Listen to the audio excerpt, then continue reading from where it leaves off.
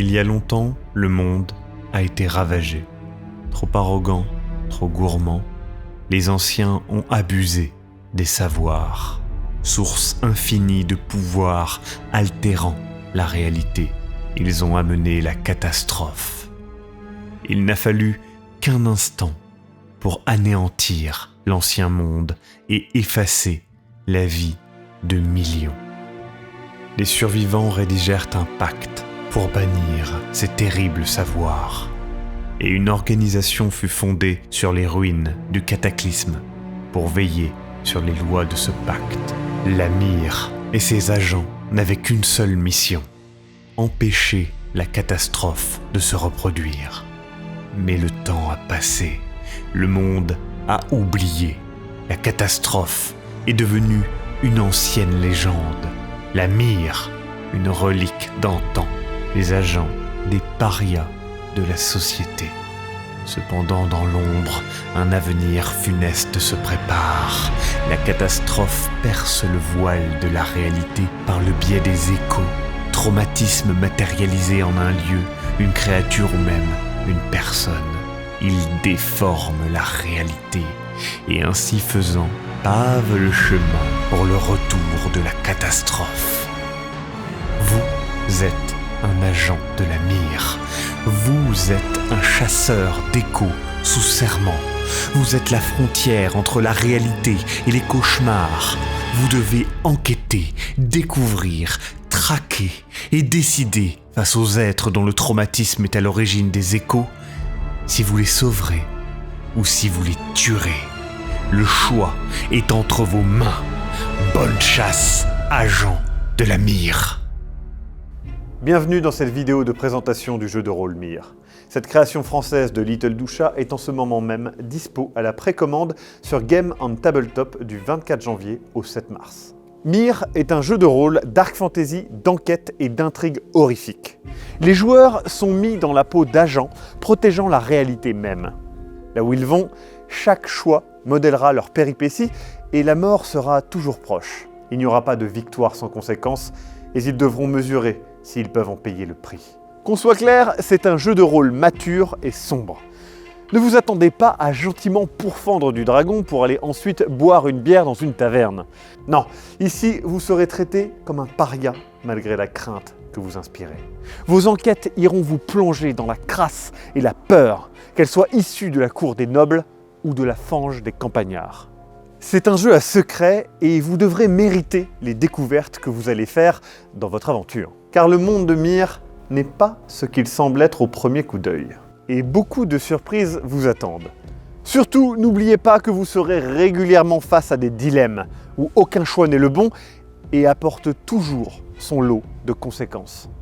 Mais je sais qu'il faut des références pour aider à se projeter. Déjà pour placer le jeu, je le qualifierais de Delta Green pour le côté agence et enquête, mais dans un univers dark fantasy. Et pour les connaisseurs, je pense que nous avons là un équivalent à Dead Genesis en termes de qualité de direction artistique. Mais voyons plus large.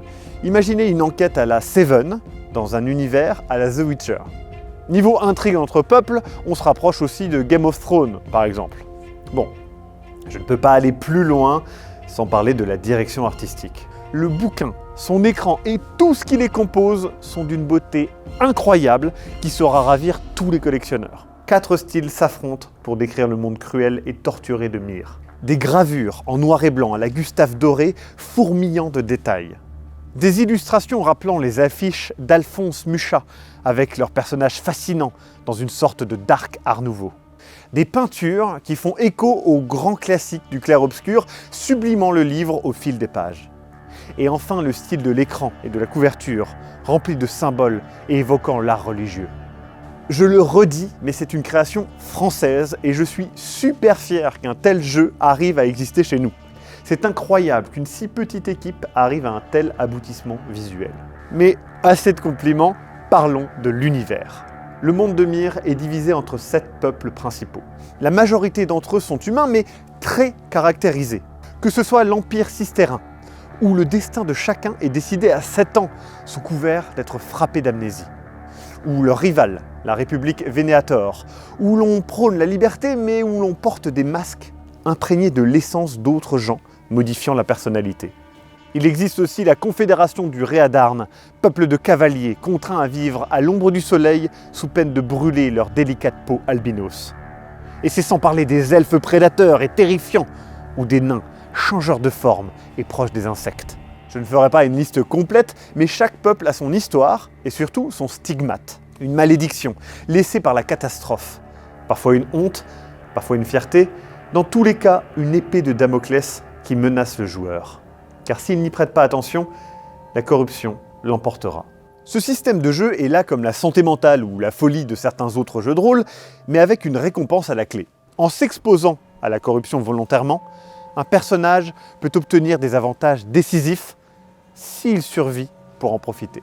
Les peuples sont tous reliés par un pacte, visant à empêcher le retour de la catastrophe. Et c'est justement pour appliquer les lois de ce pacte que la mire, et donc les joueurs, existent. La mire combat les échos des manifestations de la catastrophe. Mais avec le temps, les peuples ont oublié ce cataclysme. Et ils se demandent pourquoi ils payent un impôt à cette organisation, désormais perçue comme obsolète. C'est donc pour cela que la mire fait désormais payer son assistance. Les joueurs, agents de la mire, ont donc été recrutés. Et ils ont été formés à la maîtrise des savoirs, des pouvoirs interdits et capables de modifier la réalité.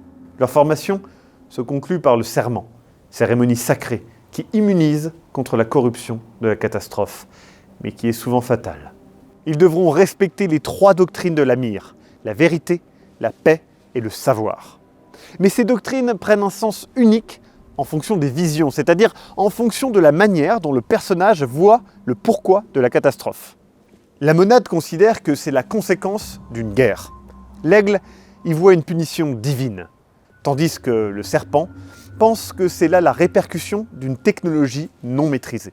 Si l'on ajoute à tout cela les différents peuples, cela donne de nombreuses manières de voir le monde pour les personnages. Armés de leur savoir, leur doctrine et leur vision en tête, les agents partiront donc en chasse.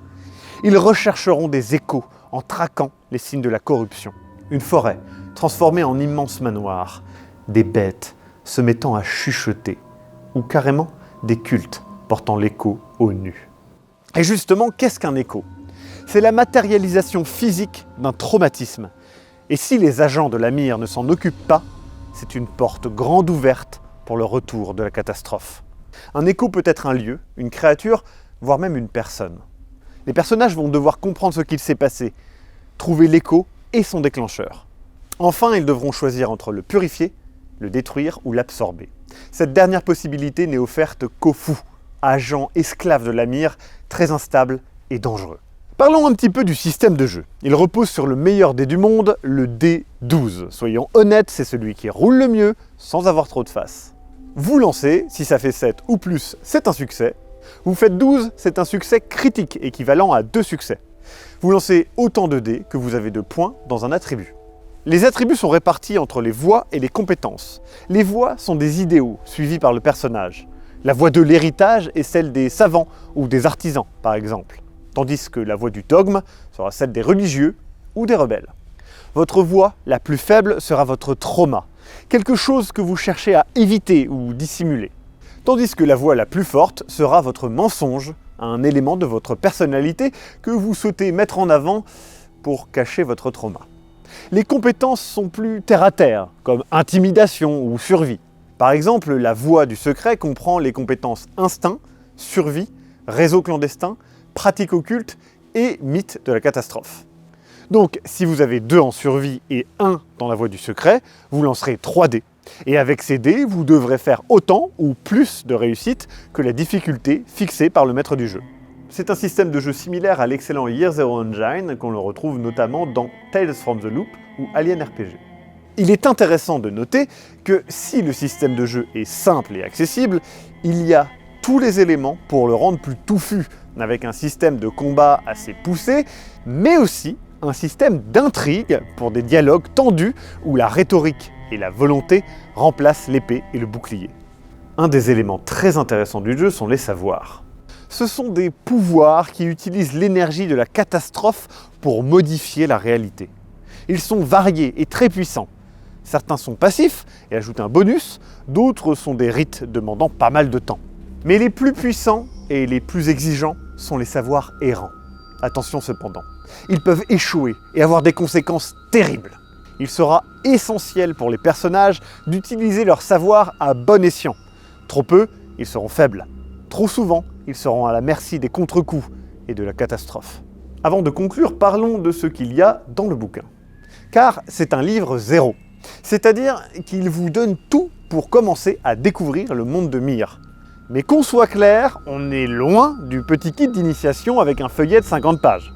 Là, vous avez 160 pages sublimement mises en page.